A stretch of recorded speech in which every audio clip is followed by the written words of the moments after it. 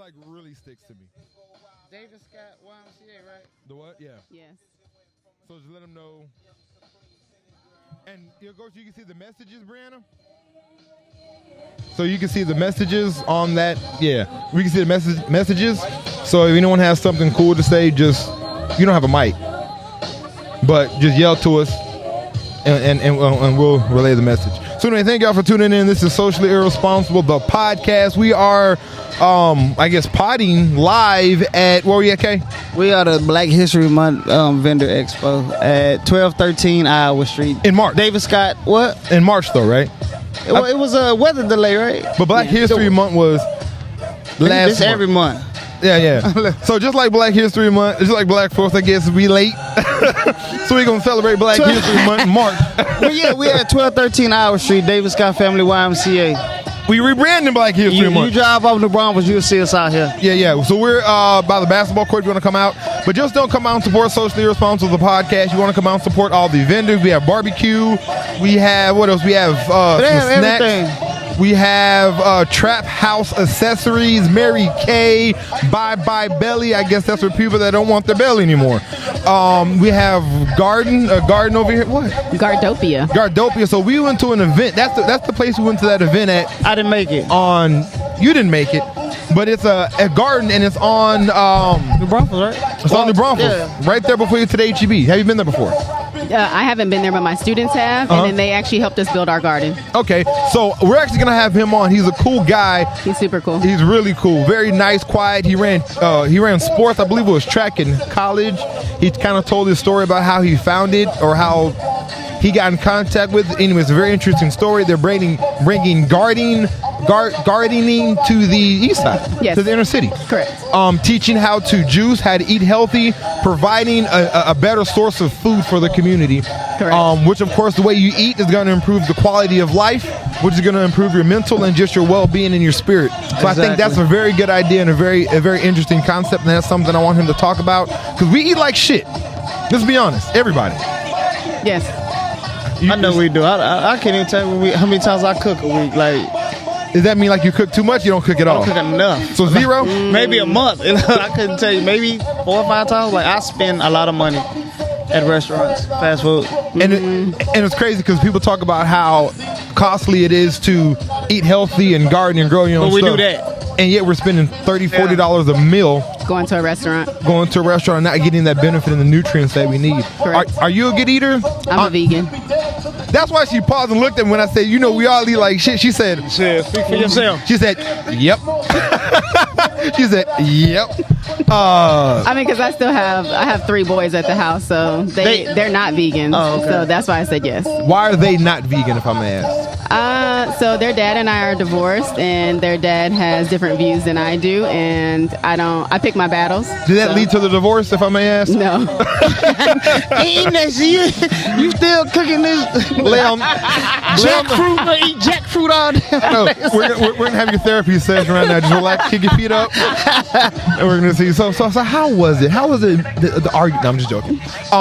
Introduce yourself first of all. Let's do that. Yeah. Yeah. My name is Stephanie Hall-Powell. I'm the founder, CEO, and superintendent for San Antonio Preparatory Schools.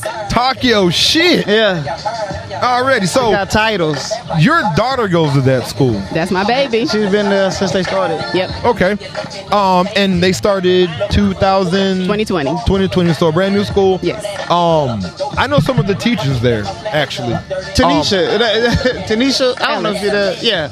Yeah, she doesn't work there anymore, but she was just actually up there yesterday volunteering. Okay, Tanisha, who else you know? That's the one you're talking about? That's all. Some of the teachers. That was one. It's like another one, I just don't know her name. It was weird. I went to pick up Kyla's report card, and she was like, I watch your podcast. I was like, what? You watch what? Yeah, what? Yeah, I know Damien, no ad. Like, what? So, like, okay. And she be talking to shit, too. It's funny how reserved. So why do teachers feel they have to be so reserved in the public eye? Oh, at school? Like when they're not at school, they need to have like a whole different Facebook account, whole different Snapchat. Like, why do they? You don't want kids to know your real life. But I've seen teachers in clubs just like, oh my God. But you're not a kid though. The kids aren't in the club. Yeah. But I'm like, you teach my child. I seen one of my kids, my son teacher, like he was probably in 3rd grade at the time, and she was in a club on the wall, like lady. lady. Ma'am, yeah, it's Sunday. That's why. Sunday. That's why. That's why? That's why. Cause it's Oh, we funny. be judging them right? Look, nah, I'm sorry, I don't judge. Because it's funny because we're talking. She wants to. People want to speak their shit, so to speak, but they can't because they feel. But I think I don't know. It's just different. I'm pretty sure teaching is different now than it was when we were in school. Absolutely. The world is different, so of course, teachers, parents, I feel are too involved in the school sometimes. Depends on the parent. And I don't think they allow teachers at times to teach like y'all need to. And that's what I mean when it becomes like y'all aren't teaching our kids, y'all are basically trying not to get sued.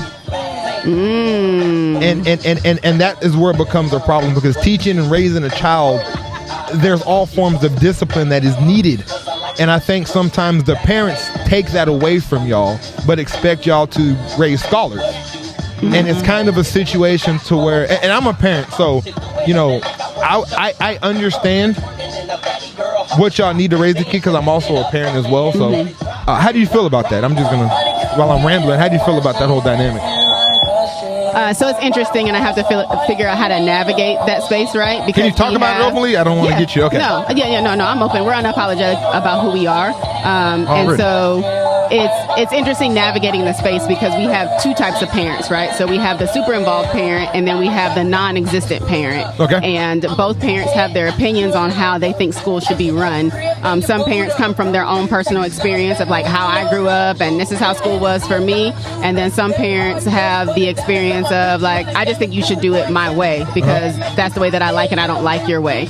And so what we have to be firm in is that we created an environment that's very different, and we respect culture and identity and who we are as a people, especially as a people of color, and our consequences and who we build and the foundation that we have has to be stable, and it can't waver based on how you feel and then how you feel, because you feel two totally different ways. So I have to maintain the balance of that. So I get to decide what consequences or non-consequences look like, and then you two have to be very much okay with it and on board with the culture, or you find somewhere else to go. How do you find that balance? Like, what is your determining factor on what decision you're going to make or need to make? It really comes down to what's best for the child. And so we are all about making sure that we meet the needs of kids. We don't always get it right? Because we're human beings and we make errors and we're flawed, right? Okay. But we do the best that we can to make sure that we learn from our mistakes. So we'll try one thing and say, oh, this thing works great. Or we'll try something and say, ooh, like, damn, we messed up. Like, this is not what it should have been. Sorry, guinea pig, my bad. Yeah, look, My bad. We'll do the next one right, parent. You're good. You're good. And so then we fix it right and we make it right. But we know that we just don't want to provide and offer the same thing that traditional public schools are offering, because then we become just like one of them. But then, and also, y'all have started 2020, you said, right? In the pandemic, yeah. So you're creating your process as you're going along. You have a process set up and you're tweaking it as things go. New issues are going to arise that you've never thought of before. Kids are going to be kids and do what kids do. Yep. And you're creating a process. So I think that's also good, because you're creating a process in modern times as opposed to doing something we've been doing for the last 30 years. That makes no sense in 2020. Correct. And so we do come in with processes, right? But we also came in, we established processes prior to the pandemic. And then the pandemic threw our processes off and said, psych, you're going to do school a little bit differently than you thought you were going to do school. So we did have to take those processes and tweak them, right? And make them fit to today's time. Because even 2022 is different from 2019, 2020, which was literally just a couple years ago. So we're having to tweak and make sure that we're providing an equitable environment for our kids, but that we're also providing a different educational experience for Black and brown kids. And that, so Black and brown kids, speaking on that, because I think that's interesting. That's something that is not, you don't hear about that. And it's crazy, because when you bring up an education system for Black and brown kids, people find that offensive. Have you ever encountered that? Not lately, I haven't. When we first started, I got a little bit of opposition about it, but once the school was launched, then we didn't hit too much opposition after that. What is your enrollment of non-Black and brown kids? We're about 2 to 4%. Okay, so It's really tiny. So Charlie and Jimmy, and then Billy. That's it. Literally. Just those three. That's cool. How are they responding? How do they? They're great. To them, it's just a normal, right? Like they come to school every day, and even though they don't look like the other kids, no one calls them out for that, and they blend right. Well, I won't say they blend in, but but they blend in like culturally in the sense of like they understand where they're at. Their parents understand where they're at, and even though our curriculum was designed for Black and brown children, like it doesn't exclude any other child. Okay. So they still very much are getting an education just like anyone else. They still very much have the opportunities that every other child has. We're just majority Black and brown. So they're getting the American history, and then they're getting the real American history. Yes. And I think that's also important. I don't think that when it comes to adding Black history into curriculum, like in public schools, which is like a big talk that's going on, I think the education needs to go to the non-Black and brown kids, to the white kids, more than it needs to come to the Black kids. I agree. Everyone talks about like, we need to teach a Black kid. No, we don't need to teach Black kids shit. We know it. I got it from my grandmother. My kids get it from me. We get it in our own community. We're learning shit, right? It's the other group that's not learning it, and I think that's where it's more important. So that African American history, Black American history needs to be in those schools more than Black schools, if you ask me. I agree, because racism and seeing people differently is taught, and it's caught from your environment, right? And so when you don't know the history, that's where your biases come from, when you only see one side of things. Because you'll meet white people in college and they'll be like, oh my God, I've never seen a Black person. I've never known that, I didn't know what you people were like. I only knew from TV. And so that is their You're talking about you people. I went to Texas Tech University in Lubbock, Texas, right? West Texas. Those little white girls that have never seen a Black person in real life and hung out with us before, we kind of benefited from that. I'm not gonna lie. It doesn't always work against you. I play football out there. It don't work against you. It doesn't at all. Now, me on the other hand, I got called nigger a couple of times. It was the first time I was called nigger was there. Probably the second time. Not at Madison? I was called. I got it at Madison a lot though. For real? But when I was at Madison though, it's not black like it is now. I was the only Black person. No, you didn't, bro. I went in 96. You graduated in 98, right? 95. 95, yeah. I went in 96, 97 when I started. It still was different when I was. No, it's different now. 2 years later. No, it was like 91 when it was different. Like when I was there. Because Mike was there before you, so it was number white folk. I know exactly what it was. Okay. When we went there, it was It's some color stuff going on. No, it was a lot better than what it was. Yeah. Now, you think Madison is Roosevelt. Yeah. You think Madison is Roosevelt. If y'all don't understand, we're in San Antonio, Texas. Madison is on the northeast south, so it's kind of like the middle class area, I would say, northeast. Yeah, that's off of O'Connor, right? Yeah. Yes. Yeah. It was nothing I but. get my hair cut across the street. For real? Yeah. So it was nothing at Kingsman. Okay, yeah. Oh, Okay. okay. I remember she can fade it up. Okay, yeah. Yeah. So it's in the area to where it's like middle class area. So it's a lot of demographics. It's a lot of Black people that have moved over to the area now. So Madison is very different. Madison is multicultural. It's a lot of Black folks. I don't even say multicultural so much. But that's not a bad thing though. I'm not saying it. So and that's just the migration. We're moving to better areas. We're understanding we don't need to just be on the east side. We're understanding that there's more opportunities out there for us. Parents are understanding that and getting their kids out of the generational cycle of poverty, so to speak, of being, what do you call it? Like just fitting a bottle where this is your only area and this is your only community. So that's good. And a lot of people that are over there also being pushed out. Yeah. That's also a thing too. The east side is going to be the northeast side pretty soon.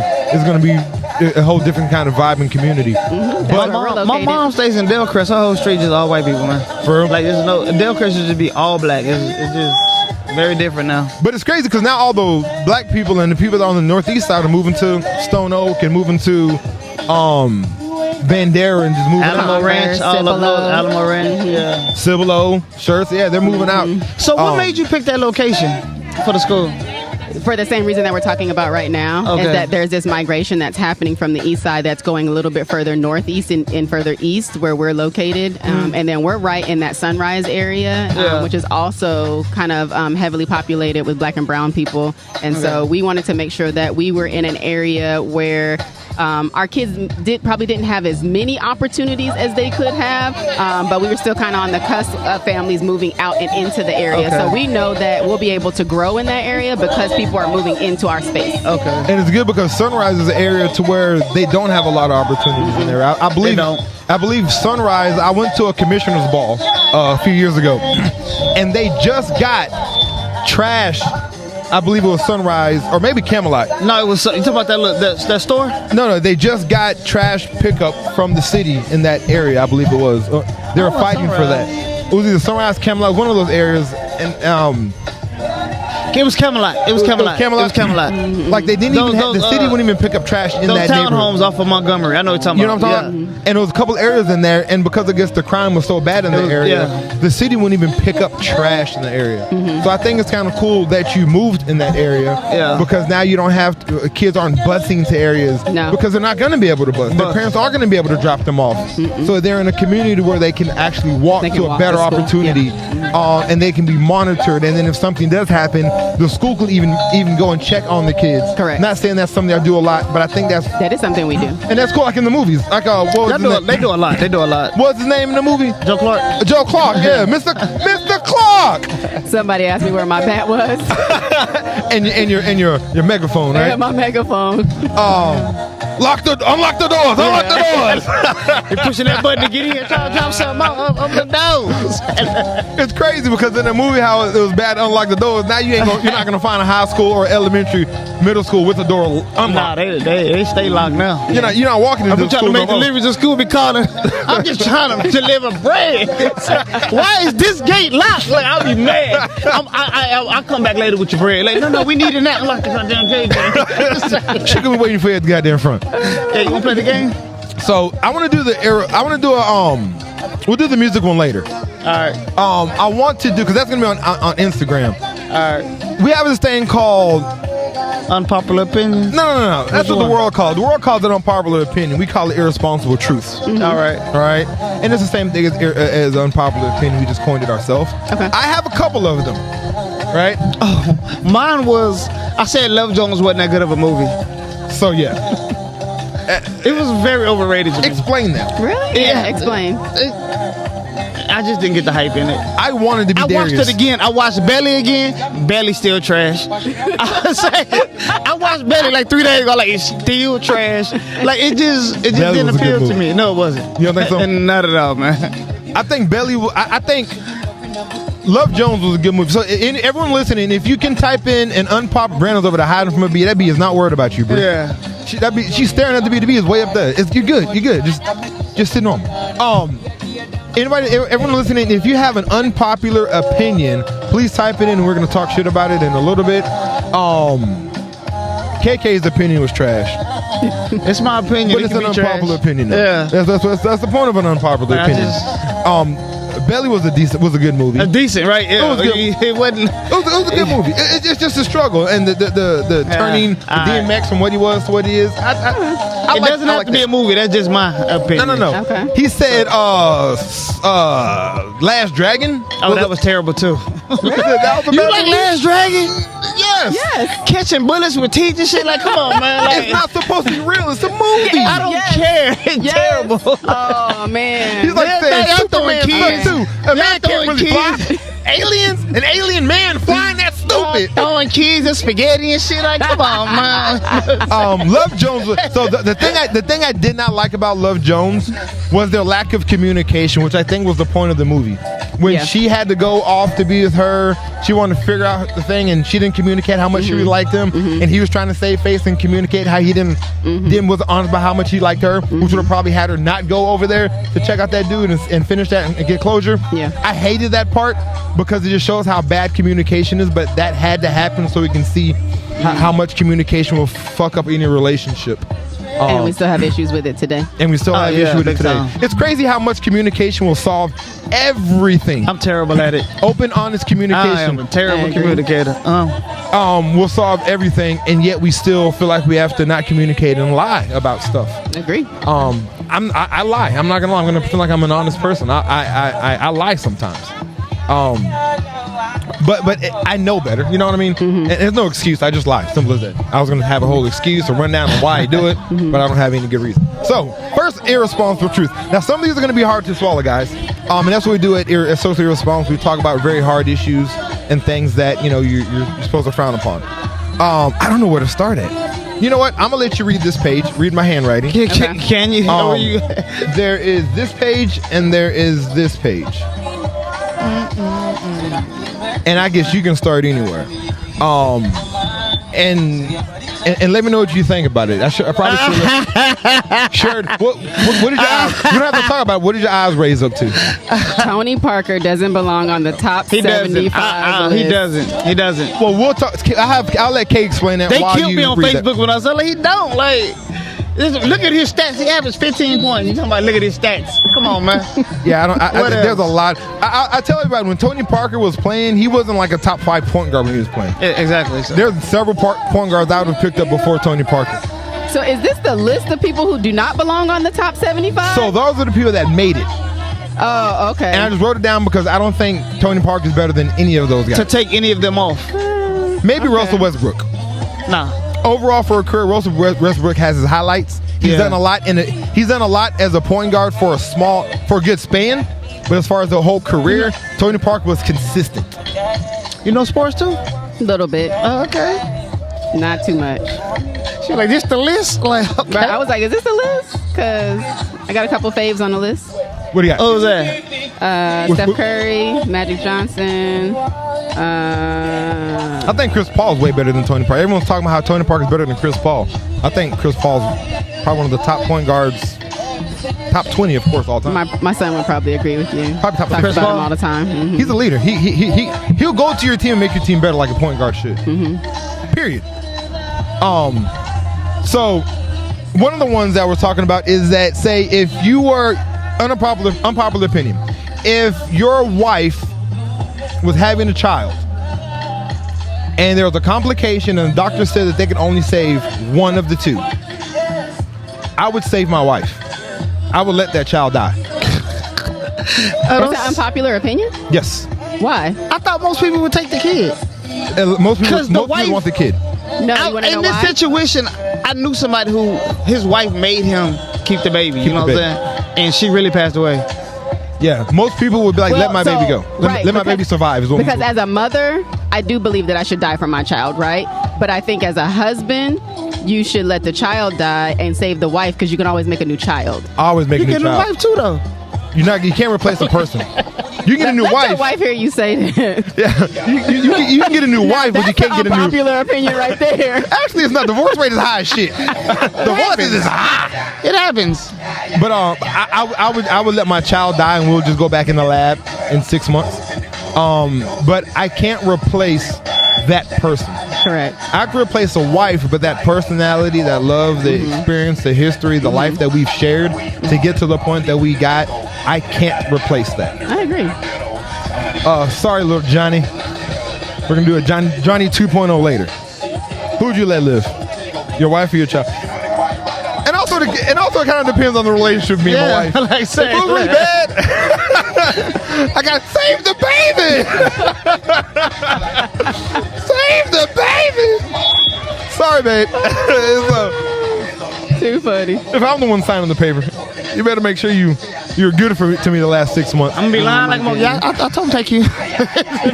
But also, I told the doctor say you, yo. all right, Doc. And what I'm gonna tell is what I'm gonna tell about.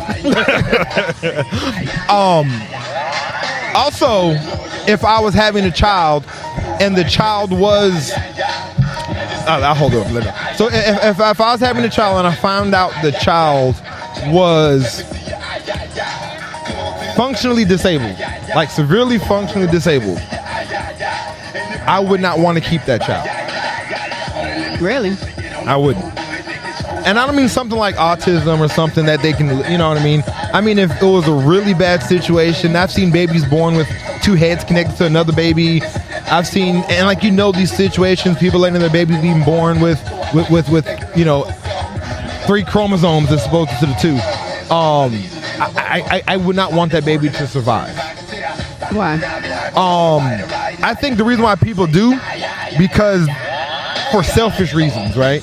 I can't let my baby die.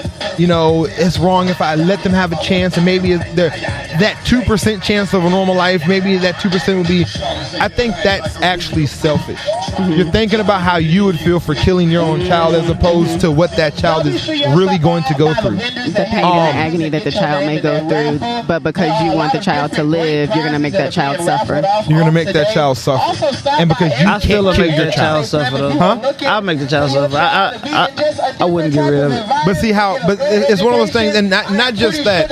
There are situations to where that really puts a strain on the family, and not going through it. If you talk to somebody, not everyone, but if you talk to people who've had a functionally disabled children, they would tell you they would have wanted different for that situation. There are situations to where, so I was reading the story on Reddit, I believe, and it was a mother who had a functionally disabled child. The child was a vegetable, basically, right? So the dad left. The dad couldn't handle the situation, right? So she's alone now. So it was just her, the child, and their older son. The mother had to care for the child all the time. Now, again, does it suck that the dad left? It's horrible. But you have to understand, and I don't understand, but I'm trying to take my bias out and put myself into his shoes and understand the difficulty that he is going through, as well as the mom going through, to where he can't even have his normal wife. He can't even have a normal family because of that. And it's a burden on the family, right? Yeah. Is it fair? It's not fair, and it's kind of weird to say, but that's the truth. Let's just be honest, right? So the mother heard some commotion going on upstairs one day and ran upstairs to see what was going on because, of course, one of the kids is functionally disabled. And it was the older brother beating the shit out of the functionally disabled child. The mom immediately pulled the older child off. The child was crying. Why are you doing this? The child was like, my brother took everything from me. Took my dad, took you from me. We can't even hang out and have a normal life. You can't even go to my events. You can't go and show up at school. I don't have no relationship with you because of him. And as much as the mother didn't want to hear it, the kid was right. And she's torn at this point. And she has to live every day away from her responsibilities and her family to take care of someone that has no idea that she's even there. And she was writing about this and how hard that is, and how much of a mistake she made by allowing that pregnancy to happen. That's tough. Being on the outside looking in and not being in that situation, I can't kill my own child. I don't know. I honestly couldn't tell you what I would do either way because, like you just said, we're on the outside looking in. Yeah. That's not our situation. We don't know. And then I'm a woman, right? So Yes. I'm the one carrying this child. So and then I got to make a decision to kill something that's growing in my womb. So, doctor, you saying it's a 20% chance that this is going to be okay? Right. 20 is all I need. Thanks, doc. And so I don't know. I don't know what I would do either. It's hard. I wouldn't want to see my child, my seed, go through that pain. There's other kids that have pain every day. Cricket spines, they go through pain and they'll never have a normal life. Missing limbs, brain can't function. That's where I would be at. I would think about the quality of that child's life, and if I want to bring that child in, because once they're here, that's a connection that you've built, and at that point, you can't get rid of it. At that point, you know, your child has a name. It has a meaning. It has a life. So I would want to do it before it gets to the point where like that attachment and that bond is built. But that's my unpopular opinion. Another one. You're the reason your life has turned out the way that it has. That's an unpopular opinion because that's the truth. That accountability and that truth, as you understand, maybe accountability is not something that It's not popular, It's popular. and people don't do it. You know what I mean? People complain it's always because I'm in this argument because of this person and this person made me do this. You are the reason your life has turned out the way it is. That's true. That is true. I am the reason, though I didn't actually do anything wrong, I'm still the reason why I got a divorce. Right? Makes Because my past experiences led me to a person I didn't have no business being with. Right? So I'm still responsible. Even though I didn't do anything wrong in the marriage, I'm still responsible. Do you think in situations like that there's things that you could have done to bring it back on track, things that you could not have said, things that you could have said? Because I asked this because I've been in situations to where like the relationship was bad and it wasn't always me, but I also didn't do anything to make it better. Now, in my particular case, I did. I did work on things to make it better. But the thing that I learned in that time that I was trying to make it better is that you can't have a one-sided relationship. And I, as a woman, can't fix something inside of you. That's something you have to work out with your counselor, your therapist, yourself, your God, your whomever. Yeah. And so I have to be okay with like not being able to fix everything that's wrong with you. You can't be anything that you want to be. Why not? I think that we can be anything that we want to be within reason. I think we set some unrealistic expectations on ourselves. Like, as much as I love basketball, I'm 6 foot, right? I can try as hard as I can. I can work out as much as I want, but there's a gap that I will never make it to the NBA, no matter how good I am. I don't want to say never, but realistically, you know what I mean?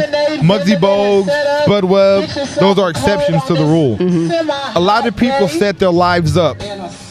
I'm going to be in the NBA one day. I'm going to be in the NFL. Every kid thinks that.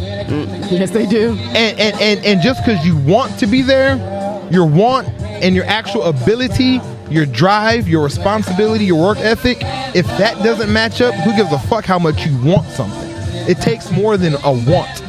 I want to be a doctor. I want to be rich. What are you doing to be rich? I want to own my business. How hard are you working to get that? So as we sit here and preach that you can be anything that you want to be, I think we need to teach you can be anything that you work to be at. You know what? I appreciate this conversation because I think I'm guilty of telling my kids that at the school, right? I tell them, like, you can be anything that you want to be, but you're right. I always caveat it with, what are you willing to put in? What are you willing to sacrifice? What are you willing to do? But then I've negated the fact that I just said you can be anything you want to be. And then I added all these extra things onto it, right? Because you know that child can't be, right? Well, I won't say can't be. I just say I know that they don't have the work ethic It takes for to be it, there. right? To be there. Okay, I got you. Right, and so I need to take out the you can be whatever you want to be and say you can be whatever you work at. Yeah, whatever you work to be. And then there's sometimes you just don't have that gift that you want to have to be that. Sometimes you want to be an artist, but you just fucking suck at drawing. You just can't draw. Like, you're just a horrible drawer. And I understand what you want to be, but at some point you have to put reality into it. Correct. And understand that, okay, we need to give this shit up. I need to figure out something else because this is just not going to work out anymore. Give it up. Sometimes you're holding on to that marriage and you understand you want that motherfucker to work, but it's like, you know what? Maybe this relationship needs to die out. Like it takes more than a want to be successful in life. Correct, it does. And us teaching people that you can have anything that you want or anything that you dream. If you dream it, you can achieve it. I think that is setting a lot of people up for failure because people don't understand how much work it takes for Kanye West to make the songs that he makes. How much work it took for Martin Luther King to lead a movement. Yep. How much work it takes for Michael Jordan to be able to make a shot with 6.6 seconds left. Yep. How much work it takes for me to get up every single day and run a school from the ground up. People don't realize that. Are parents honest with their kids? Like, when Kyla, because I knew Kyla couldn't play volleyball, right? Like, I knew. I would go practice with her, and like at the game, she would get so frustrated. I'm like, Kyla, I mean, you're not gonna, you know how good you are in cheer? You've been cheering since you were 4. Like, you started volleyball 2 weeks ago. Do you think you're gonna start and be good? Like, she'll be sitting on the bench. I'll be, put your head up. I'm not playing. When you get in, just Make it. Try. You know what I'm saying? No effort. Like, I see them play soccer. Some of the kids Effort don't is even try to bad. kick the ball. I'm like, You can't teach. You can't teach Like, effort. You can't teach effort. One thing she has to learn, like my daughters are the same thing. I told you I wanted to see her game play. Kyla missed a shot, and she has to come out the game when she's playing basketball. Like, yeah, Steph Curry missed 30 shots in the game. Like, he's still shooting, Kyla. Like, oh Lord, you so uncoachable. You're never gonna get into the game if you don't during the game. Yeah. You have to work hard in practice. Yep, and at home. And at home before you even get to practice. What you I was doing? gonna say, even outside of practice, right? You have to have that work ethic before you even get to practice, right? Because trying out for a team, you have to be at a certain level to even make the team, right? To even be able to get to the practice. So there's work you got to put in even before you put the work in at practice, even to be able to put the work in at That's the what game. I told you. She called me like, I got a soccer game. Like, I didn't even know you play soccer. She like, we got a game tonight. I'm like, tonight? When did you try out? The other day. I was like, oh, okay. And you made it? She was like, yeah, I made it. I was like, okay, Kyla. Well, and that's the effort. I mean, and she'll learn. I told you, my daughter was out there playing, and she was doing like just walking around and shit. And I told her, I was like, that's why you're not playing. Yeah, like that's exactly why you're not playing. Don't sit here and talk about why you're not playing and sit on the sideline and waste my time and your time if you're not going to go out there and at least try. Yeah, they'll play you if you're at least trying. Yeah. If you're making a mistake, make it at 100%. Make it full speed. Yeah, go after the ball. Pretend like you want to be out there. Because if you don't pretend like you want to be out there, they're going to pitch you over here. Where you need to be. And pretty soon they're going to pitch you over in the stands with me. Yeah. And that's kind of what it is. So she had the next game she went out to, she had probably the best game of her life. She scored a lot of points. She was hustling and blocks and everything. And I was proud of her. Mm-hmm. And it's crazy because she was proud of herself because she didn't realize that she can work that hard. Mm. Yeah. She didn't, and so now when she makes a shot or she does something good, she's proud of her. There was on Instagram, there was a message that said that in order to be good at something, you have to be okay at being at disappointment. And I need to find it, but it's something along the lines, in order to want to be good at something, you have to understand that you're gonna fucking suck at it. Or fail at it multiple times. You have to be okay with failing. Because you're never going to do something and just be outstanding when you first begin it. And a lot of people try something new and they're bad at it and they get discouraged and they're done and they want to do something different. Yep. They don't want to be bad at something, but you have to understand, in order to be good, you have to fucking suck. Steph Curry didn't make his first three-pointer he made. Steph Curry didn't make, he wasn't shooting 10% when he first started from the three-point line. He was pretty bad and he got good. But that's one of the things I think, we need to quit teaching people that they can't be whatever they want to be. It takes skill, it takes God-gifted talent sometimes, it takes luck, and it takes a lot of things, but not just want. And with that being said, unpopular opinion, there are two genders, guys. That's it. It's just two. Yeah. You either got that or you got that. That's it. I understand transgender. I understand everything else. And I believe transgenders are women. I believe a transgender is a woman. While you're looking at me, how do you feel about anything that I'm saying right now? So explain. Transgenders are women. So a woman is a woman, right? Mm-hmm. But a woman is more than just a woman. A woman, you're a black woman, right? Mm-hmm. That's a white woman. I saw a woman here, I think she was pregnant, but she's a pregnant woman, right? Oh man. Other women, they're not pregnant, you know what I mean? Mm-hmm. So with being a woman, it could be many different types of women. Mm-hmm. That's the preface means something. Mm-hmm. So a transgender, they are women, but they're not a biological woman. You're a transgender woman, right? That being transgender means something as opposed to being a biological woman. Mm-hmm. Does that make sense? Yeah, but I think my confusion lies in who said that there were only two genders, or who said there was more than two genders. We talking about this because we brought this up because you know Young Jeezy, right? That's one of the He's reasons. a rapper. Okay. So he got married to... Whoa. I'm old. You don't know who Young Jeezy is? Oh, she's from Nebraska. That's cool. Never mind. Go ahead. Well, anyway, he's a rapper, but I'm over 40 and got kids. And you know Young Jeezy was... He's our age, isn't he? Yeah. How old he is? Young Jeezy... I'm 45. How old are you? 43. You don't know Young Jeezy? You look 17. Well, he's a rapper from Atlanta. But they're gonna let him and his wife are gonna let the child choose the gender.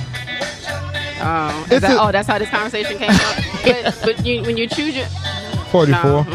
Trap music. What type of music do you listen to on my ass? old school R&B. Yeah, you know,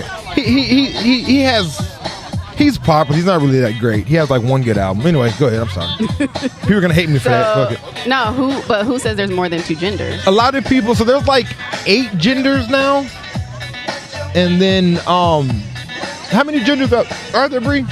I'll Google right now. But there's multiple genders out there. It's not just a male and a female. And people feel like there's, you know, you get to pick your gender as you're going. Dwayne Wade had a situation with his son. And you could change your gender, which is the whole transgender aspect of it. Right, but I thought it was changing from a male gender to a female gender to a male gender. Man, you'd be surprised. Where the other genders come into play. So there are... I don't mind it. It's just weird to me that they let it happen at 10. Like, that's very young. That ain't too young to choose that. So on here I'm looking, as it says... As a parent, I would wait. You got to wait till you're 18 to decide do anything in my to house. decide anything, exactly. You can't even go out. 72 genders. There's 72 Wait, what? genders. What? Okay. So, but that's the gender identity. So that's different, right? Well, genders and gender identities there's are like different, 8 right? genders or something like. Now there's 8 genders. There's a bunch of gender identities, but they're saying like, is it gender identities then? Okay, but I'm gonna say I can't speak on it because I ain't even know all that. so it's just weird how people talk about it, but that's an unpopular opinion because if you tell somebody that you give somebody a gender before they give it to themselves, it's a whole heap of shit. Okay, I can see that. Yeah. It's like you have a penis, so you're a man, right? Well, I don't know yet. Like, give me some time. Like, whoa, like whoa. Okay, my fault. It or them or use your pronouns they. You can't say he or she. You have to say them or they because calling a he nowadays is offensive. Calling a she can also be offensive. And Or rip just somebody. ask when you meet them. Even asking at times is offensive. Like asking a woman if she's pregnant, asking her if she's pregnant. That needs to be the. That's just a respect thing, though. You don't ask a woman that. You know what I'm saying? No, you don't ask a woman if she's pregnant, but you can say, "Hey, how you doing? My name is Stephanie, and I go by she/her. What's your name?" I guess You trying to get over the gut part, right? That what you doing? I was just joking. Yeah, okay. I was just joking. You just being like, is that a baby? Say, look. Or is that a 4 for 4? So before you go, can you tell us information how to get a hold of the school if you want your kids to go there? Yeah. To this exceptional school. Yes, it is an exceptional school. What is it called one more time? And San Antonio Prep. Or Go we call it Panthers. SA Prep. Go Panthers. It is a We are a Black Panther, and so we definitely. He's over here making signs. Is that y'all do that? Nah. No. Y'all should like. Go Panthers! I'm so serious. We're not doing that no more. We're not gonna do that next year. No, but we have one that's close to it though. What is it? We just made it up, so I'm trying to remember. One's a fist, I think. One's a claw. So I think it's something like this. But can I go like this? We got to shake with it too. Yeah, I got to. That's how they do in the movie. Hey, that'd be dope. Black Panthers. I mean, yeah. So we are authorized in the state of Texas as a public charter school, 5th through 12th grade. We currently have 5th through 9th grade. Next year we'll have 5th through 10th. We believe in academics and athletics. We believe in both equally. So we push academics as well as we push athletics. We believe that our kids are scholars first and then they're athletes second. So that way they have to get good grades. They have to have good behavior in order to be able to play their sport. I hated that part of school. Yeah, you hate it, but colleges love it. So. But if you make like a 75, don't you gotta go to tutoring before you can? Yeah, before you fail. Even if you pass it, like, even if you pass it. Like this is a passing grade because I did the minimum in high school, like a 70, and I can't play. I wish I had a 75. So he is correct. We do have to have 75s in our school in order to play. And then even with a 75, you have to go to tutoring. Yeah. Yes. I might as well fail, goddammit. We are a college preparatory school. And so in our 8th grade, our students take 4 high school classes, 4 or more high school classes. So they get at least at a minimum 4 high school credits to push into high school. So they have an option to graduate early or graduate with their associate's degree. And then once they hit 9th grade, we offer college classes. So we're currently partnered with UT, and we have UT on-ramps classes. This is the UT in Austin. And our kids are able to take, this year they were able to take three credit hours in the fall and then 3 in the spring to have a total of 6 when they leave the 9th grade year. And then each year they'll be able to add additional college classes onto their workload. They'll have an associate's by the time they're senior year. Yes. So I think that's interesting. So, random story. I was in Norfolk, and that's where Michael Vick, Allen Iverson, that's where they're from, right? And I was doing an enrollment out there, and it was in a school. I went to their library, which where we did their enrollment, and it's so crazy. Their area for like college stuff was how to be a barber after high school, or how to find a job without college, and how to be a gamer without college. Like it was a bunch of information on how to go from high school to a career, so to speak, or to barely trying to make it. Yeah. We were at another school in Arlington in Dallas, and they had college books, enrollment forms, and it's crazy how in urban communities we don't funnel kids to a greater future. Just trades. We funnel them to good luck out there, hope you make it, let's see how this shit goes. I think that gives that's an injustice to our kids, and we wonder why the prison, the school to prison pipeline exists, because we don't give them anything to cut that pipeline off. Correct. We don't get them off the streets. Correct. We don't nurture anything that they have. We're not pushing them for more. And I think that Norfolk is doing a very bad service. As a matter of fact, with that being said, there was a shooting the day before we got there. There was a bullet hole in the library window. We saw it. We were sitting right next to it. It was a shootout literally in front of the school the day before we got there. But it's really bad. And I say that because inner city schools, please fucking do better. Teachers that are in the inner city schools, be like Michelle Pfeiffer and do better. Sorry, I had to give the white lady a reference, but you know the movie. And I say that because from what it sounds like you're doing, y'all are doing better. And I appreciate that. And I think that's very dope of you and your organization that you're doing. And hopefully in a couple of years, there'll be 3 or 4 more of these schools in the city, to where we can get more kids in the inner city on board and teach more of these white kids the history that they need to know, that is more than just George Washington and Columbus. So I thank you for that.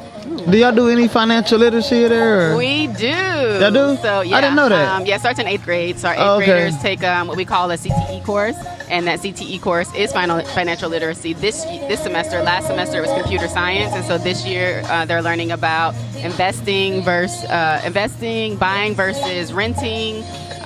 They are talking about their college and how to afford college when they get there. They're talking about what it looks like to pay a mortgage over 15 years or 30 years. That is super dope.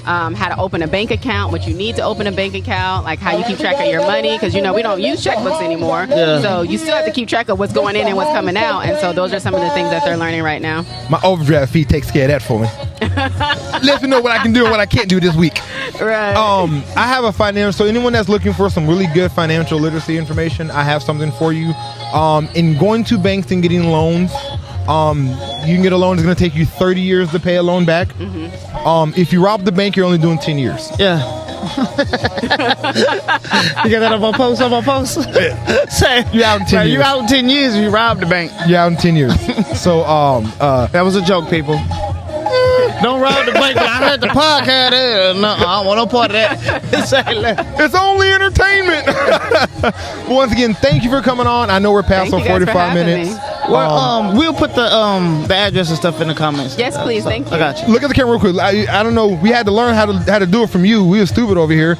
And she even told us that we need to get some information to probably go out to the kids and give them some broadcasting stuff. So that was dope. Absolutely. That'd be dope. She's putting responsibility on us. But anyway, before you get off, tell everyone anything. This is your time to shine. So tell them what you want to tell them. So we are located at 6127 Summerfest Drive. That's on the northeast side of San Antonio. If you know where FM 78 and Foster Road are, that's where we're located, right across the street from Walmart on Foster Road. You can reach us at 210-473-2698, and our website is saprep.org. That's saprep.org. And we are enrolling for 5th through 10th grade coming up this year.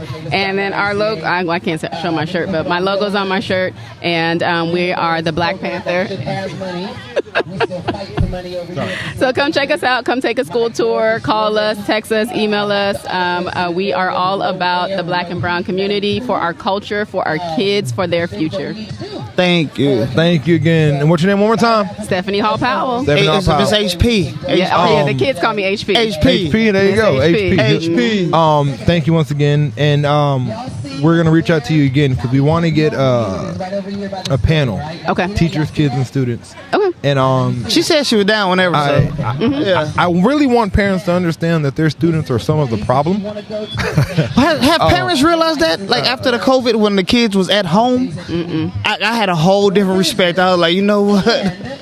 This is not easy. I want parenting to get better, and I think parents. I do too. We're doing a very shitty job at raising our kids. Yeah. And I think a conversation about it and looking at your kids from a very unbiased standpoint and not looking at that as your baby, realizing that your baby is the one that's fucking up and causing a lot of the issues. And if somebody doesn't get them right, there's a lot of people with badges and suits and billy clubs that will help them get their shit together, and that's and not the way your baby act at home. I promise you, your baby don't act like that at school. You'd be surprised. They act just those kids act just as bad at home as they do at school. They worse at school. You'd be so surprised because them kids aren't good at home. Yeah. Like, the idea that we're thinking that these kids are at home doing but they great. in the room though. They in their room with their door shut. They're not being watched. Yeah. Correct. So when they get to school, it's a different story. Our house, nobody. My son 21, his room door open.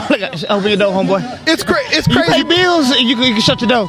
It's crazy because keep your door open. It's crazy because there's kids that'll be out there fucking up at school. They'll call their parents, and their parents try to bail them out of situations that the kids started. Yeah. Like I said, these parents are letting these. Yeah, we the problem too. You know. Anyway, well, I want to get a panel to talk about it because, of course, even with the teachers, they're doing some things wrong.